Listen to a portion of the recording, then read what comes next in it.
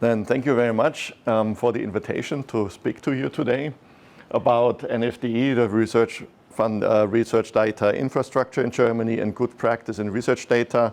And Martin Eschlimann actually invited me and asked me to give you a funder's perspective. So on the first slide, I would like to tell you who I am and where I come from. So first, the outline of my talk. First, I would like to talk about the current status and the future of the NFDI, the National Research Data Infrastructure.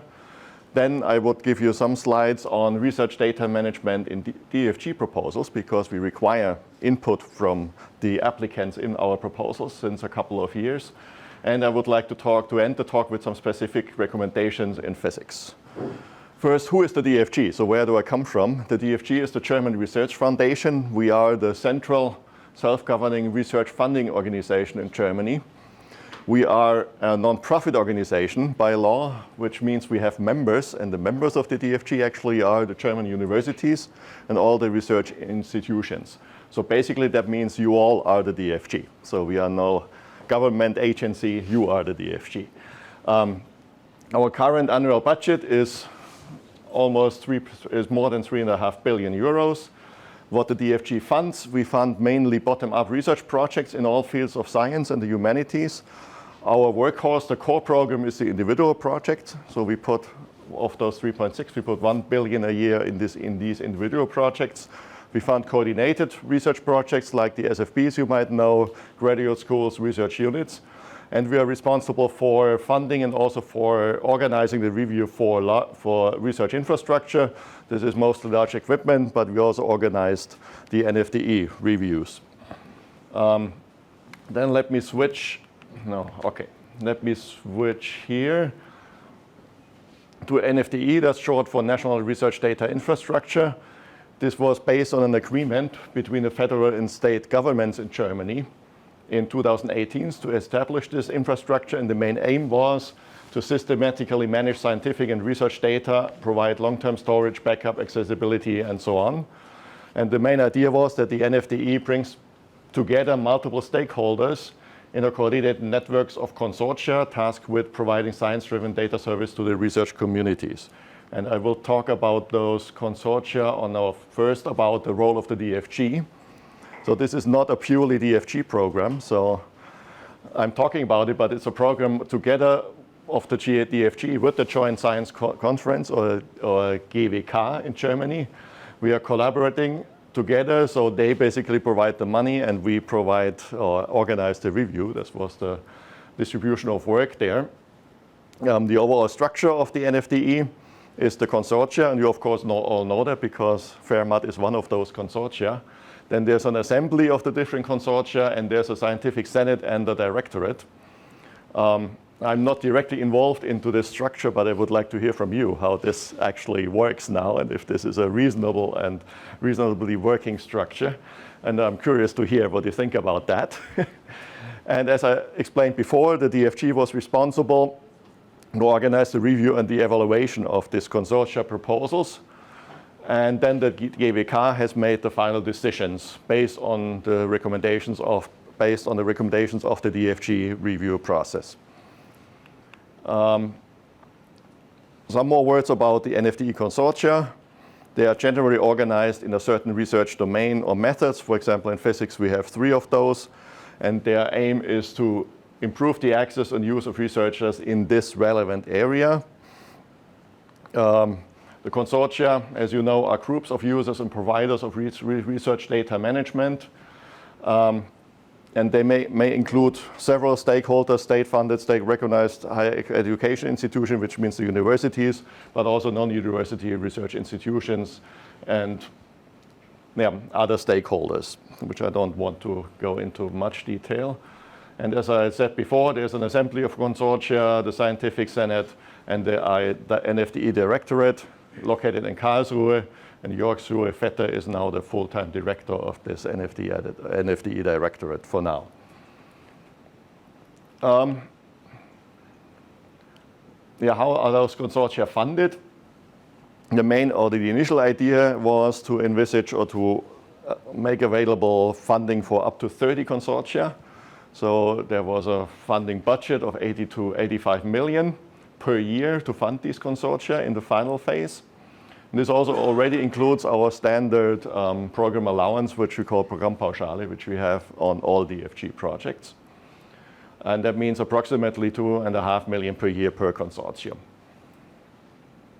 And of course, to be eligible for funding within this framework, each consortium must have received a positive review. And of course, FAIRmat was one that received a positive review in the second round.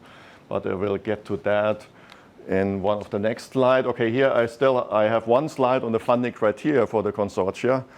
Since you are already funded, they are not that important right now, but of course they will be important for the next round in 2025. So the same criteria will hold, which are the thematic, most important ones is of course the thematic relevance and the quality of the planned measures, the expected added value.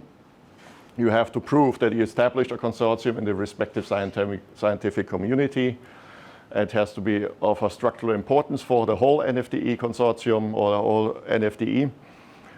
And one other criterion is efficiency and sustainability. You have to collaborate internationally, but I'm quite sure if the FAIRmat consortium will hold or will be very good in all these criteria.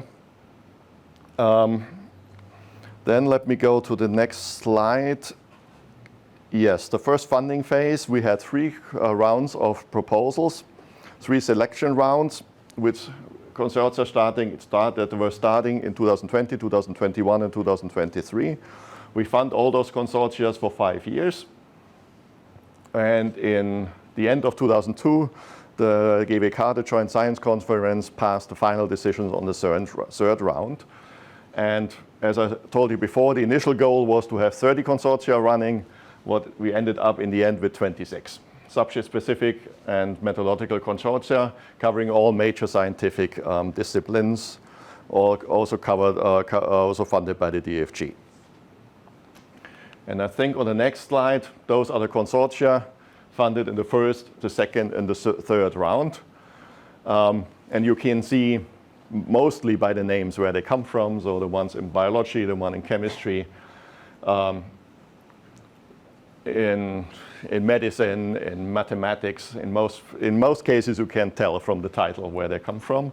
So the ones I was involved with, or I was a little closer involved with, are those 3 which have relations to physics, which is FAIRmat mostly with condensed matter physics. Daphne, this is the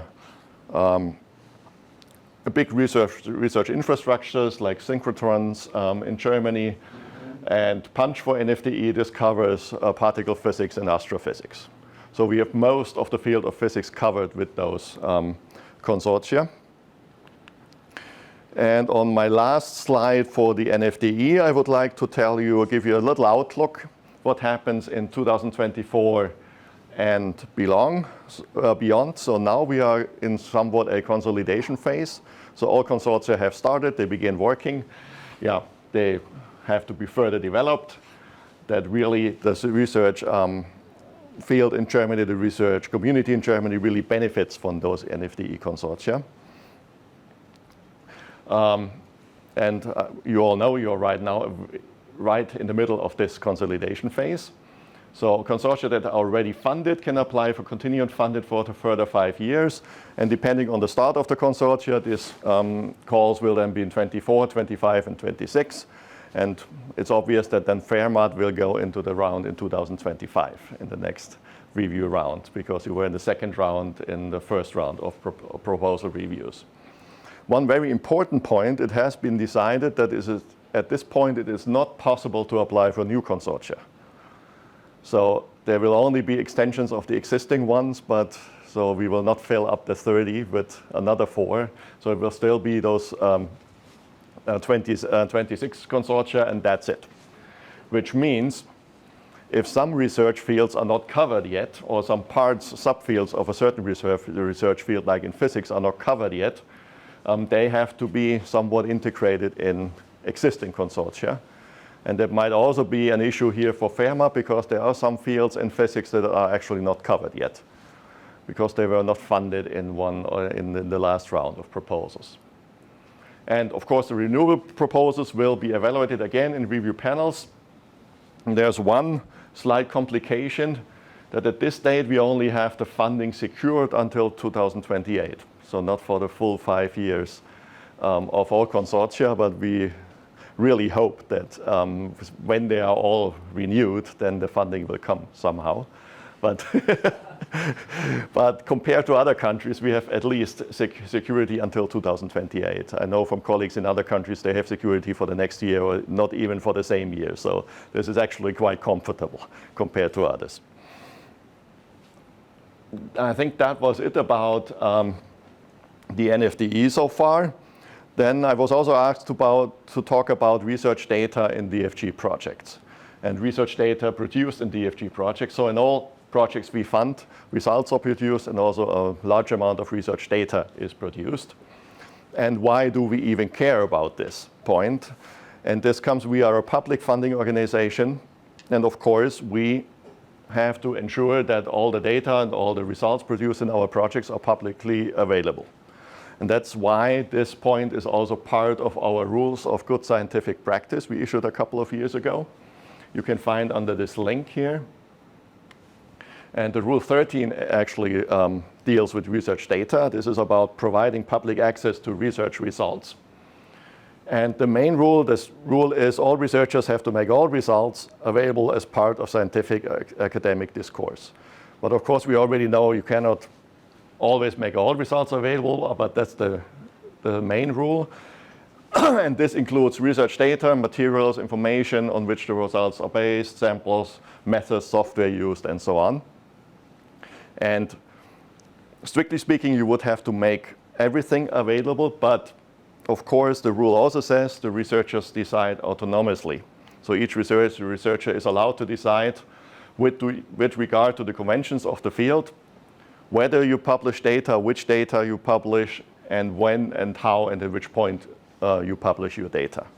So in the end, it's not that strict as it sounds, but it's a strict rule, but there's some leeway for each researcher to decide autonomously. That's why in, I think, 2002, we decided to also include a section on research data in all DFG proposals and made that mandatory. So this is true for small grants, Sachbeihilfe, and also for the large coordinated programs. So in each DFG proposals, you now have to clearly talk about how you manage the research data you produce in that project. But here I also only want to talk about the research grant, which you all know as a DFG Sachbeihilfe. Here in section 2.4, we ask you to use this section to record key information on handling research data. And we also ask you to follow these 6 main criteria.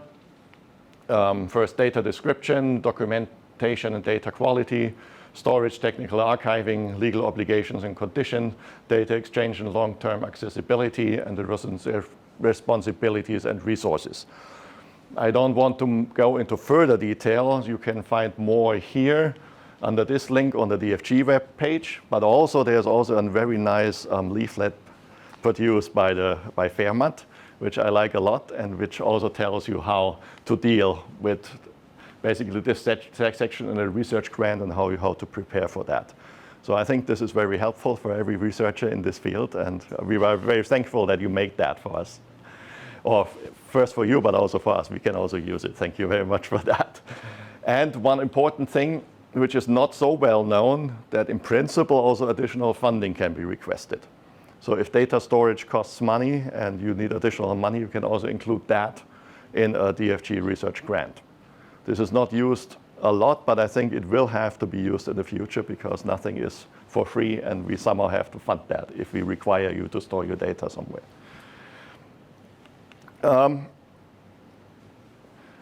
Then on my next slide, I would like to talk about research data management in different research areas, because of course in different areas of research, it's quite different how data is produced, which data is produced, and how data is handled.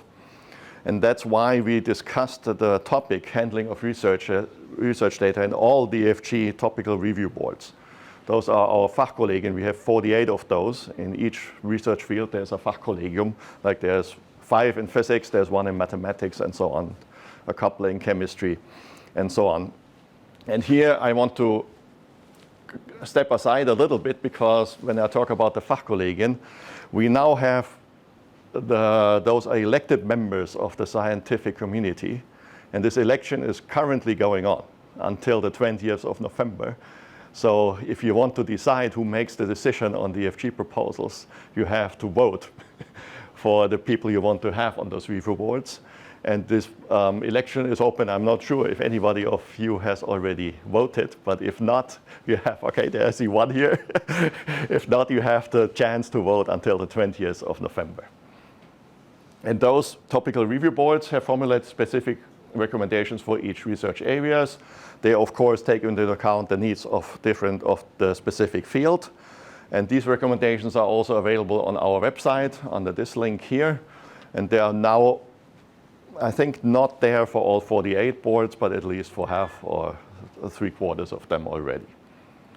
And there is also one in physics.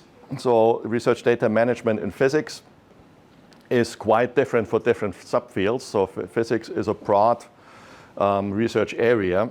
And I just put here basically the two extremes. So in astrophysics and particle physics, usually large data sets are produced, but there are already existing structures for the storage and the distribution of data, and also existing rules. And the other extreme might be experimental solid-state physics, where the experiments are done in a lab. The data is very diverse, and there are quite very few existing structures. And maybe I didn't put like material simulation on there, which is somewhere in between, where you already have some structure, but I just wanted to put the two extremes here. And you can also figure out that there's certainly not one rule that fits all. This is just simply not possible. But I also put that here. The NFDI consortia are, of course, the key players in defining what are the best practice in different subfields. So there's a consortium for particle and astrophysics, and there's a consortium for experimental solid-state physics. And you are hopefully the people who are able to define what's best practice in that field. And I was talking about the recommendation by the different review boards. The review board in physics has put out some such document with specific recommendations for physics. But if you read them, they might be not that specific. So I just pulled out some of the key points out of these recommendations. Again, you can find the recommendations here under this link. One first key point is follow the FAIR principles. You will hear about that further in this meeting, I will guess. Follow the best practice examples set by the NFDI consortia. That's maybe also a very important key point. These recommendations by the physics board also encourages electronic laboratory notebooks. We only encourage. We cannot make it mandatory, but it's strongly encouraged. They also made clear that the researcher themselves decide which data will be published, when they will publish, and how they will be published. And of course, they urge you to use certified data centers and repositories for data storage. And since I also wanted to leave some time for discussion, this is already my last slide with a summary and an outlook. I told you that a section on research data management has to be part of each DFG proposal, so we have to think about how to write that. The quality of the research data management will be a review criterion in the future. It's not used so much by the review boards. The definition of the best practices in the field is an ongoing process. And the key players, I just wanted to put that down again, the key players in this process are the NFDI consortia, the DFG review boards, and the scientific community. Because the consortia, they give examples for best practice in this field. The DFG review boards, they make the main funding decisions. So they decide how much weight they give to research data management when they judge the DFG proposal. Of course, the most weight is always on the scientific quality, but if in the future there will be a significant weight on how well a project plans to manage the research data, and the review boards basically decide how much weight this criterion will get in the future. And my last point I wanted to make at the end is the DFG is very open to your input, And you, together with the boards, the scientific community, you are able to define the rules. So we are not an organization that gives the rules and defines top-down. We are a bottom-up organization. And we are driven by the researchers, and you define the rules. So I'm very open and very hopeful that you give me some input on that. Thank you very much.